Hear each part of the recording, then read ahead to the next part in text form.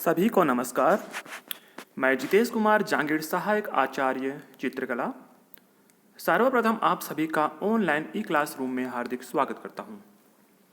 जैसे कि हम बीए प्रथम वर्ष के चित्रकला विषय की इकाई तृतीय के अध्याय चित्रकला के तत्वों का अध्ययन कर रहे हैं।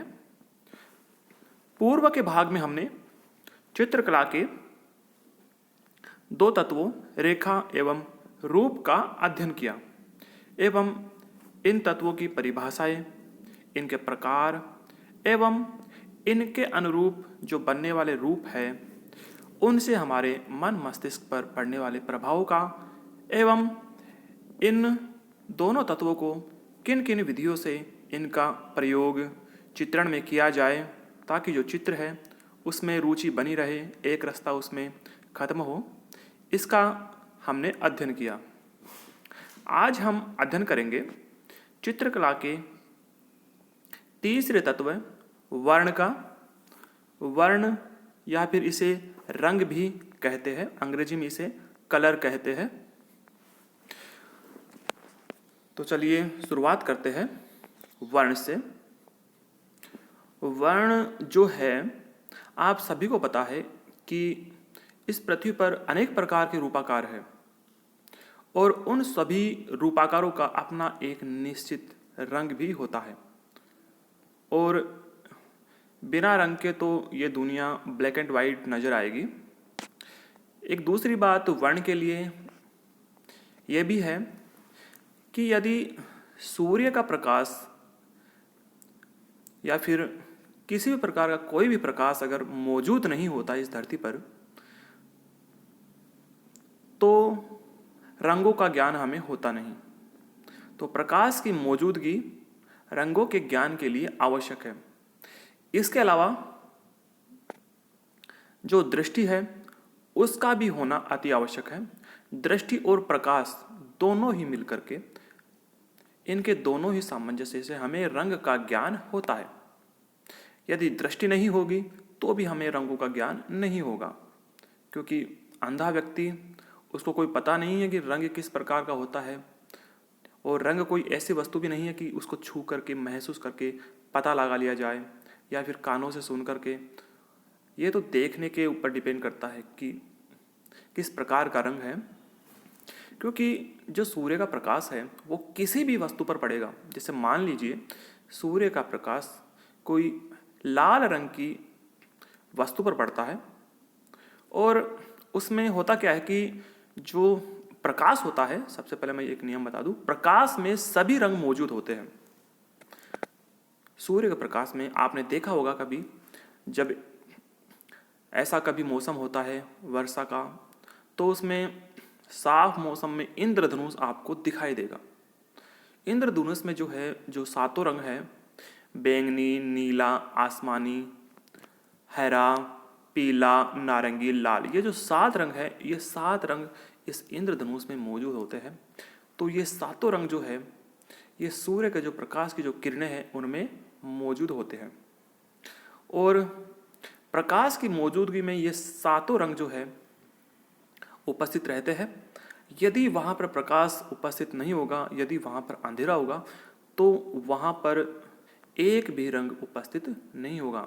अब आप समझ गए होंगे कि अंधेरे में एक भी रंग नहीं होता है और प्रकाश में सभी रंग उपस्थित होते हैं। इसलिए आप सभी को अंधेरे में कुछ भी दिखाई नहीं देता और प्रकाश में सब कुछ, मतलब जो जितने भी रंग की वस्तुएं हैं आपको सभी दिखाई देती है। तो प्रकाश की मौजूदगी में ही रंग जो है वो अपना प्रभाव छोड़ता है। देखिए, कोई भी वस्तु, जैसे लाल रंग की वस्तु, उसके ऊपर अगर प्रकाश पड़ेगा तो वो जो वस्तु है वो उन सभी रंग को अपने अंदर आत्मसात कर लेगी जो लाल रंग के अलावा होते हैं। उसके अलावा बाकी जो लाल रंग है, उस एक रंग को जैसे ही हम उस वस्तु को देखेंगे तो वो एक रंग वहाँ से रिफ्लेक्ट होकर हमारी आंखों पर पड़ता है, हमारे अक्षपटल पर पड़ता है और उसके द्वारा हमें रंग का ज्ञान होता है कि यह जो वस्तु है वो लाल रंग की है। इस प्रकार अब आप समझ गए होंगे कि विभिन्न प्रकार की वस्तुएं होती हैं, चाहे वो हरी हो, नीली हो, पीली हो, चाहे सतरंगी हो। तो जैसी जो वस्तु होगी, जैसा उस वस्तु का स्वभाव होगा, गुण होगा, जैसा उसका रंग होगा, वो ही रंग हमें उसका दिखाई देगा। क्योंकि विभिन्न प्रकार के जो रंग हैं, वो सभी रंग वो वस्तु आत्मसात कर लेगी और जो उसका मुख्य रंग होगा वो रिफ्लेक्ट होकर के, परावर्तित होकर के हमारी आंखों पर पड़ेगा और वही रंग उस वस्तु का मूल रंग होता है। आप देख सकते हैं कि इतने प्रकार के फल हैं, आपको सभी प्रकार के फल दिखाई दे रहे हैं। ऐसा तो है नहीं कि आपको जो ऐसा कोई फल है जो पीला है, हरा है, वो आपको दिखाई नहीं दे रहा। आपको पता है इसमें आकार की दृष्टि से हरा और जो लाल जो फल है वो एक जैसा दिखाई दे सकता है, लेकिन रंगों की दृष्टि से उनमें अंतर है। इस प्रकार से इसमें जो रंग है आप सभी को दिखाई दे रहे होंगे। ये सभी जो है रंग जो आपको प्रकाश की मौजूदगी में ही दिखाई देते हैं, और प्रकाश और दृष्टि दोनों की उपस्थिति होना आवश्यक है। यदि दोनों में से एक की भी उपस्थिति नहीं होगी तो आपको रंग का ज्ञान होना असंभव है। यहां पर आप देख सकते हैं एक चित्र में, पहले चित्र में आप देखोगे कि दो इसमें चिड़ियानुमा जो खिलौने हैं जो किसी घूमने वाली गोल टेबल के ऊपर रखे हुए हैं और उसके ऊपर प्रकाश पड़ रहा है सीधा खिलौनों के ऊपर। तो जो खिलौनों का जो रंग है, इनमें विभिन्न प्रकार के जो रंग है वो आपको दिखाई दे रहे हैं। इसमें सभी रंग आपको दिखाई देंगे, और इसके अलावा जो प्रकाश जहाँ पे नहीं है वहाँ पे अंधेरा है, बिल्कुल कुछ भी आपको दिखाई नहीं दे रहा है। इस प्रकार से वस्तु का जो रंग होता है, मूल रंग, वो जो वस्तु है उसको परावर्तित कर देती है और वो सीधे हमारे अक्षपटल पर उसका प्रभाव पड़ता है और उससे हमें रंग का ज्ञान होता है।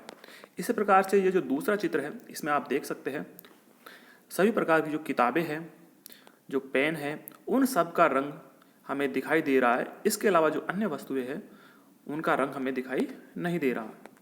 अर्थात मैंने बताया था, चाहे वो सूर्य का प्रकाश हो, चाहे वो आपके मोबाइल की टॉर्च हो, या फिर चाहे वो लाइट हो, किसी भी प्रकार का प्रकाश हो, सभी प्रकार के प्रकाश की मौजूदगी में हमें रंग का ज्ञान होता है। चित्र के तत्वों में रंग या वर्ण का सर्वाधिक महत्वपूर्ण स्थान है। मनुष्य के जीवन में भी रंगों का महत्वपूर्ण स्थान है और वर्ण पूर्णतः प्रकाश व दृष्टि पर निर्भर है। यह ऐसा तत्व है जो प्रकाश और दृष्टि पर निर्भर करता है। इसका आप हमेशा ध्यान रखना कि दृष्टि और प्रकाश दोनों आवश्यक है। एक की भी अनुपस्थिति रंग के ज्ञान में बाधक सिद्ध होती है और प्रत्येक वस्तु का कोई न कोई रंग अवश्य होता है और मूलतः वस्तुओं की पहचान उनके धरातलीय रंग के कारण ही होती है। हमें जो विभिन्न प्रकार की जो वस्तुएं दिखाई देती है, जैसे कि मैंने आपको चित्रकला में पहले बताया था कि रूप और आकार की दृष्टि से चाहे वस्तुएं समान हो सकती है, एक जैसी हो सकती है, लेकिन उनमें रंगों के आधार पर हमने अंतर कर लिया है।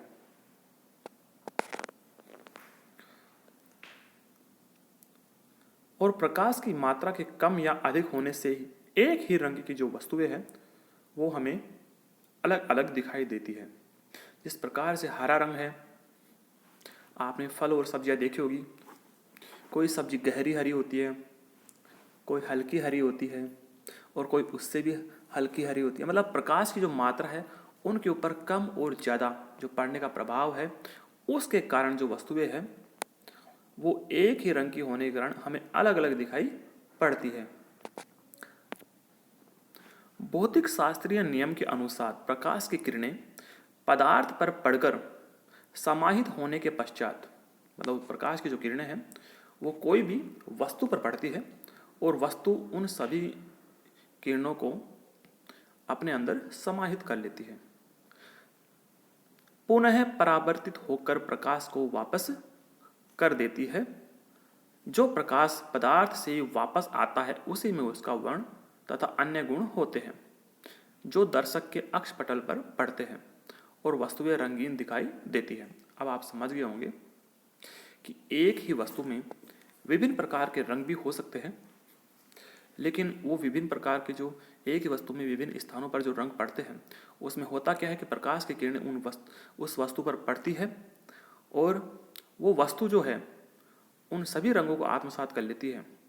उसके पश्चात उनमें जो जो रंग हमें दिखाई देता है बस उन्हीं रंगों को परावर्तित करती है और वो हमारे अक्षपटल पर पड़ते हैं और वो वस्तु हमें रंगीन दिखाई पड़ती है।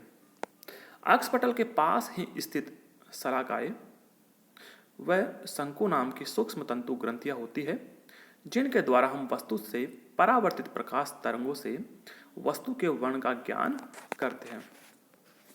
ये थोड़ी विज्ञान से संबंधित बातें हैं। तो इस प्रकार हम कह सकते हैं कि जो रंग है वो प्रकाश का गुण है और रंग कोई स्थूल वस्तु नहीं है। इसकी जो परिभाषा है वो इस प्रकार से हम कह सकते हैं कि रंग जो है वो प्रकाश का गुण है, मतलब प्रकाश की मौजूदगी में ही हमें रंग का ज्ञान होता है। यह कोई स्थूल वस्तु नहीं है कि हमेशा के लिए रहेगी। जब प्रकाश रहेगा तभी रंग उसका ज्ञान हमें होता है। इसका कोई स्वतंत्र अस्तित्व भी नहीं है बल्कि अक्षपटल द्वारा मस्तिष्क पर पड़ने वाला एक प्रभाव होता है। अक्षपटल के माध्यम से हमें हमारे मस्तिष्क में ये ज्ञान होता है कि जो फलानी वस्तु होती है उसका ये रंग होता है। अब आप समझ गए होंगे कि रंगों का ज्ञान किस प्रकार से होता है और कितने तरह की वस्तुएं इस दुनिया में होती है। सभी का अलग अलग रंग होता है। तो रंगों का ज्ञान होना अति आवश्यक है और इसके लिए प्रकाश और दृष्टि दोनों की ही मौजूदगी जो है वो आवश्यक है। आज के लिए इतना ही। अगले भाग में हम पढ़ेंगे वर्ग की तरंग गति। जो रंग है उसकी तरंगों की गति भी होती है, उसका हम अध्ययन करेंगे।